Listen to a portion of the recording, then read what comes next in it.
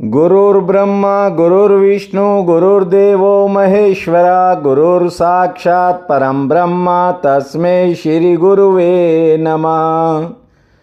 नीलाम्बुज श्यामल कोमलांगं सीता समारोपित्वाम भागं पानो महासायक्चारुचापं नमामि रामं रघुवंशनाथम्।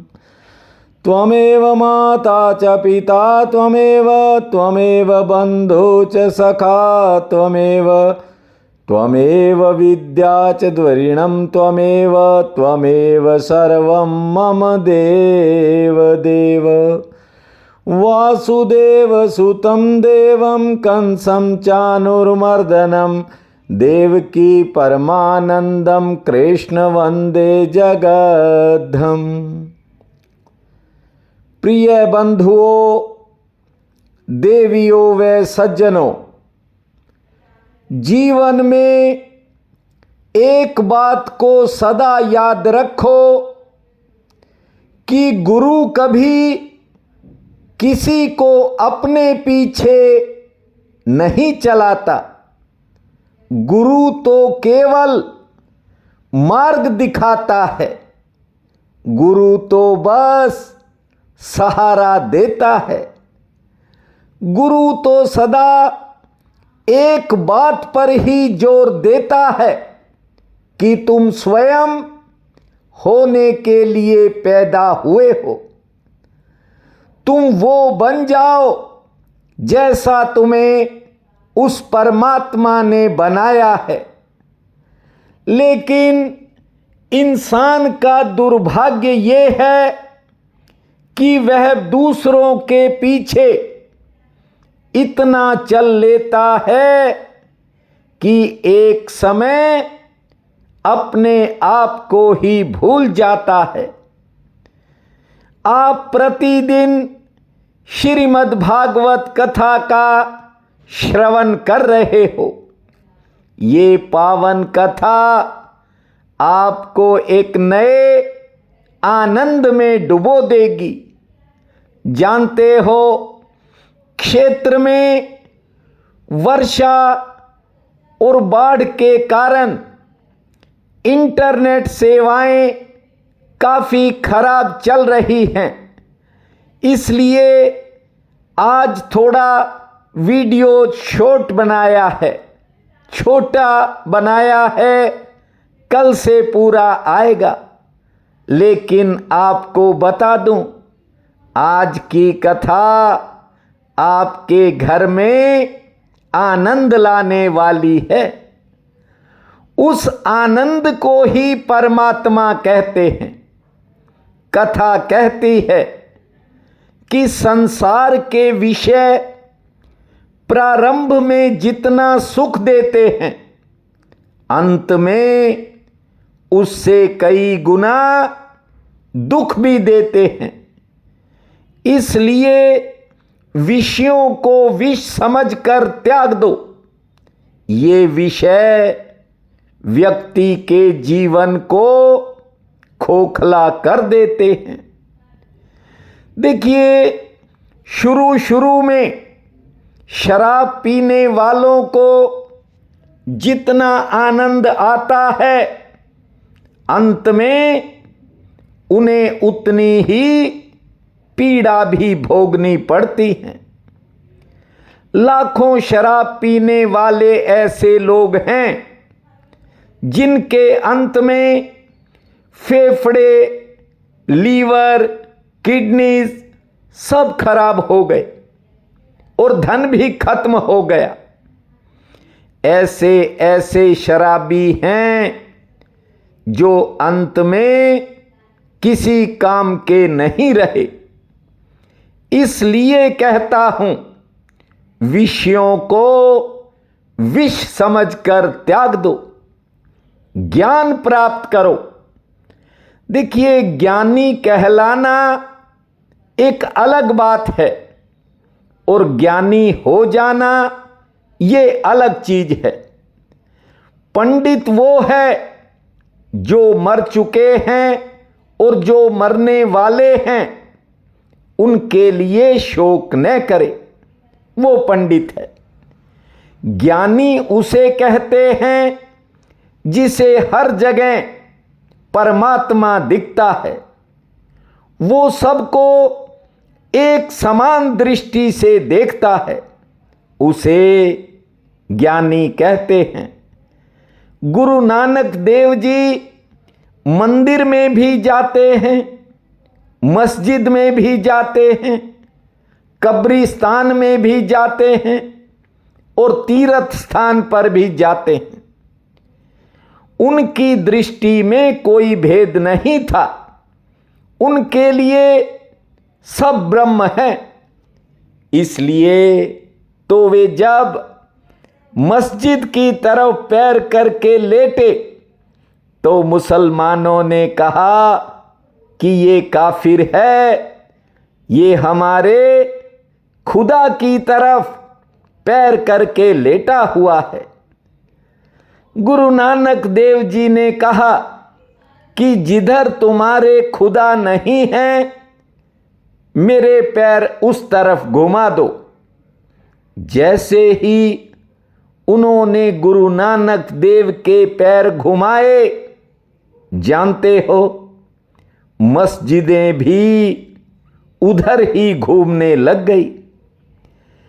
ज्ञानी तो केवल उनको ही कहते हैं जिनकी दृष्टि में संसार का कोई कण परमात्मा से अलग ना हो। कल आपको सुनाया था कि किस प्रकार भगवान शंकर ने ठाकुर के दर्शन किए। जब महादेव जाने लगे तब यशोदा ने कहा, बाबा अब एक बात और बता दो कि मेरे लाला पर आगे तो कोई हमला नहीं होगा। तब भगवान शंकर ने कहा, मैया अभी तो पूतना की तरह बहुत से राक्षस तेरे लाला को मारने का प्रयास करेंगे। यशोदा ने पूछा, बाबा इसका कोई उपाय हो तो बता दो। भगवान शंकर ने मन में सोचा कि बात बन गई, क्योंकि भोलेनाथ ठाकुर के चरणों को अपने सिर पर रखवाना चाहते थे। उन्होंने कहा कि मैया तेरे लाला के चरणों को कोई खतरा नहीं है, यदि हमलों से बचाना है तो मेरे सिर में एक ऐसी जड़ी बूटी है, यदि तेरे लाला के पांव उसे छू लें तो इस पर किसी भी राक्षस के प्रहार का कोई असर नहीं होगा। मैया ने कहा कि वो जड़ी है तो जल्दी करो। बाबा ने कहा वो जड़ी मेरी जटाओं में छिपी है, यदि बाहर निकाला तो उसका चमत्कार ही खत्म हो जाएगा। वो जड़ी बाहर निकलते ही अपना असर बंद कर देगी। मैया ने पूछा फिर क्या करें? भगवान शंकर ने कहा कि तेरे लाला के दोनों पैरों को मेरी जटाओं के साथ खींच दे, तेरा लाला अजर और अमर हो जाएगा। यशोदा ने कहा नहीं बाबा, ये नहीं हो सकता। मेरे बेटे के पांव आपके सिर पर लगे, हमें पाप नहीं लगेगा क्या? देखो एक जमाना था जब लोग पाप से बहुत डरते थे। भोलेनाथ ने कहा मैया तू बहुत भोली है, बच्चों को पाप थोड़े ही लगता है। एक बार इन पैरों को जटाओं पर घिसा दे, बाद में मत्था टिकवा देना। जब यशोदा ने महादेव के सिर पर उनकी जटाओं में ठाकुर के चरणों को घिसाया, भगवान शंकर गदगद हो गए। कह रहे हैं, प्रभु इन चरणों का गंगा जल तो सदा मेरे सिर पर गिरता है, आज तो साक्षात आपके चरण मेरे सिर पर आ गए। हे प्रभु मैं धन्य हो गया। यशोदा ने जाते समय भगवान शंकर से कहा कि बाबा एक काम और करो, जरा अपना पता भी बता दो, ताकि कभी मेरा लाला फिर से बीमार पड़ा तो मैं आपको बुला लूंगी।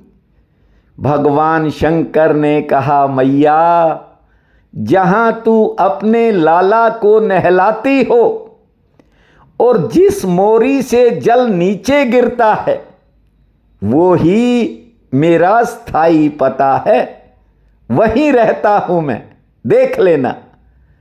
चरणामृत अर्थात गंगा जल सबसे पहले भगवान शंकर की जटाओं में ही गिरता है, वे सदा उसके नीचे बैठे रहते हैं। श्री कृष्ण और भगवान शंकर की इस मधुर बाल लीला सुनने वालों की संतानों पर आने वाले बड़े से बड़े संकट तत्काल रूप से टल जाते हैं। श्री कृष्ण गोविंद हरे मुरारी, हे नाथ नारायण वासुदेवा। श्री कृष्ण गोविंद हरे मुरारी, हे नाथ नारायण वासुदेवा। हे नाथ नारायण वासुदेवा, हे नाथ नारायण वासुदेवा।